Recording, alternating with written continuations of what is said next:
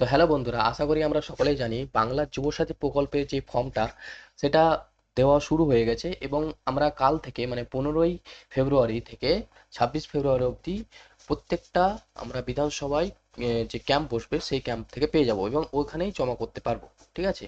তো আমি এই যে ফর্মটা পেয়েছি সেটা আপনাদের লিঙ্কটা আমি দিয়ে দিব, ডাউনলোড লিঙ্ক ডিসক্রিপশনে পেয়ে যাবেন। সেখান থেকে আপনারা ডাউনলোড করে নিতে পারেন। তার আগে আমি দেখিয়ে দিব যে আপনারা এই ফর্মটা কিভাবে ফিল আপ করবেন এবং এই ফর্মটা খুব গুরুত্বপূর্ণভাবে আপনাদের ফিল আপ করতে হবে, কারণ যদি আপনারা একটা মিস্টেক করে দেন তাহলে কিন্তু আপনাদের টাকা ধরতে সমস্যা হতে পারে। তো প্রথমে আমরা দেখে নেব যে যুবসাথী প্রকল্পে আমরা অবশ্যই সকলেই জানি যে 1 এপ্রিল থেকে আমাদের টাকা ঢুকতে শুরু করবে এবং মাসিক ভাতা 1500 টাকা পাবো আমরা। ঠিক আছে? 5 বছরের জন্য, এবং পরবর্তী 5 বছর পর অটোমেটিক রিনিউয়াল হয়ে যাবে বা আমাদেরকে ম্যানুয়ালি রিনিউয়াল করতে হতে পারে। ঠিক আছে? তো আমরা সরাসরি চলে যাব ফর্মটা দেখিয়ে দিই আপনাদেরকে যে এই যে পুরো একটা দুটো পেজের ফর্ম। ঠিক আছে? একটা পাসপোর্ট সাইজ ফটো পেস্ট করতে হবে এখানে। ঠিক আছে? আর এখানে দেখুন লেখা আছে যে আপনারা প্রত্যেকটা যে ফর্মটা ফিল আপ করবেন সেটা কিন্তু ক্যাপিটাল লেটারে হতে হবে এবং ইংলিশে হতে হবে। ঠিক আছে? তো ক্যাপিটাল লেটারে এবং ইংলিশে আপনারা ফর্মটা ফিল আপ করবেন, বাংলাতে কেউ করবেন না। তো প্রথমেই দেখতে পাচ্ছেন এখানে অপশন আছে একটা, দুয়ারে সরকারের রেজিস্ট্রেশন নাম্বার। তো দুয়ারে সরকারের রেজিস্ট্রেশন নাম্বার তো আপাতত আমাদের কাছে নেই। তো আমরা কি করব, আমরা এটা আমাদের যে বিধানসভার ক্যাম্প বসবে সেখান থেকে পেয়ে যাবো, এটা নিয়ে আপনাদের কোনো টেনশনের কারণ নেই। দ্বিতীয় হলো আধার নাম্বার, আধার নাম্বার আপনারা বসিয়ে দিবেন সুন্দরভাবে। আর দ্বিতীয় তারপরে হচ্ছে যে মাধ্যমিকে যে আপনাদের অ্যাডমিট কার্ডের নামটা ছিল সেটা এই এই জায়গাতেই ফিল আপ করবেন, কিন্তু দেখে দেখে ফিল আপ করবেন যাতে একটা লেটার এদিক ওদিক না হয়। তারপরে হলো মোবাইল নাম্বার, এখানে ফোন নাম্বারটা দিবেন কিন্তু একটাই এখানে সমস্যা আছে, সেটা হলো যেন মোবাইল নাম্বারটা ব্যাংকের সঙ্গে লিঙ্ক থাকতে হয়। ঠিক আছে? তো আপনারা যদি লিঙ্ক না থাকে তো আপনারা দুদিন টাইম আছে, দুদিনের মধ্যে আপনারা লিঙ্কটা করিয়ে নিন। আর ইমেল আইডি আপনি দিতেও পারেন, না দিতে পারেন, কোনো সমস্যা নাই এখানে। আহ, পুরুষদের জন্য যেহেতু এটা শুধুমাত্র, সেহেতু এখানে টিক করবেন পুরুষে। ঠিক আছে? তারপর দ্বিতীয় হলো ডেট অফ বার্থ, এখানে ডেট অফ বার্থ আপনারা দিয়ে দিবেন। আর এখানে আরেকটা জিনিস বলেছে 1/4/2026 অনুযায়ী আপনার বয়সটা কত হবে সেটা আপনি এখানে ফিল আপ করবেন। তারপরে ফাদার নেম আমরা প্রত্যেকটা ক্যাপিটাল লেটারে লিখবো। তারপরে মাদার্স নেম, মায়ের নাম লিখে দেবো। তারপরে এখানে বলেছে স্বামী স্ত্রী যেটা আছে দিয়ে দিবেন। আর এখানে একটা জিনিস ইম্পর্টেন্ট আছে, সেটা হলো ক্যাটাগরি। যদি আপনি এসসি এসটি ওবিসি কিছু থাকে তাহলে অবশ্যই এখানে দিবেন, কারণ যদি ওবিসি দি এসসি এসটি বা ওবিসি হয় তো আপনারা বেশি বেনিফিটও পেতে পারেন। তারপরে যদি এসসি এসটি থাকেন তাহলে সার্টিফিকেট নাম্বারও আপনারা অবশ্যই এখানে দিয়ে দেবেন।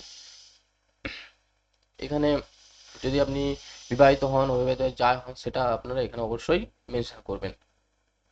আর এখানে যেহেতু আপনারা এটা জানেনই যে গ্রাম, ব্লক, থানা এসব ফিল আপ এই জায়গাটায় অবশ্যই করে দেবেন।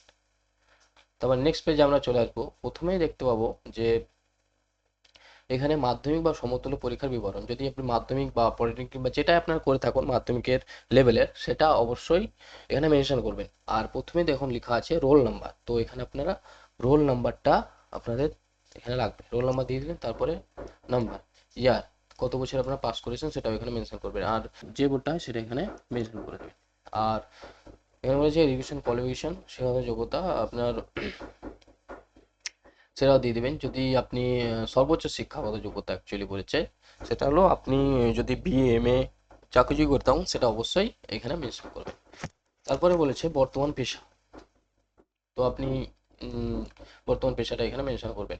আর ব্যাংক অ্যাকাউন্ট ডিটেলস, এখানে কিন্তু এই জিনিসটা কিন্তু প্রত্যেকটা মানে আপনার ওয়ার্ড ভালো করে ম্যাচ করে নেবেন।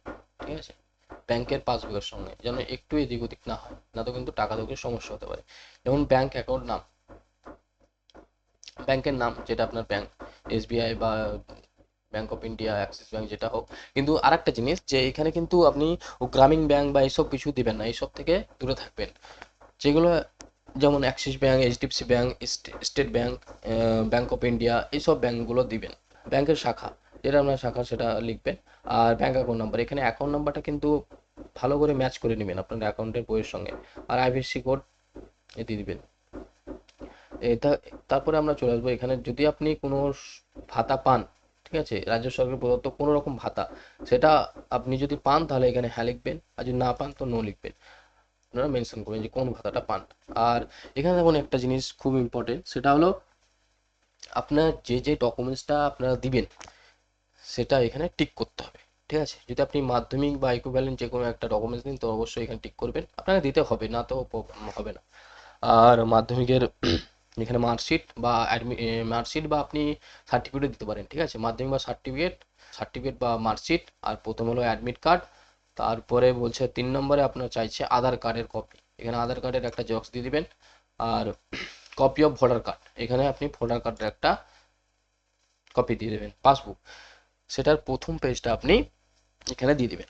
ক্যান্সেল চেক যদি আপনি দিন তাহলেও হবে। এসসি এসটি ওবিসি যদি কিছু থাকে তো আপনি এখানে আপনি সার্টিফিকেটটা অবশ্যই দিবেন তার সঙ্গে মেনশন করে, এবং এখানে একটা টিক দিয়ে দিবেন। তারপরে নেক্সট এটা আপনার ডিক্লারেশন বলেছে, এটা পরে পড়ে নেবেন। তারপরে এখানে আপনার কি হবে, সিগনেচার করে দিলেন, একটা ডেট দিয়ে দিবেন, এখানে আপনার নাম, এখানে আপনার বাবার নাম, আর এখানে অ্যাপ্লিকেশন যে ডেটে করছেন সেটা, মোবাইল নাম্বার, আধার নাম্বার। আর এইটা আপনাকে ভরার দরকার নাই।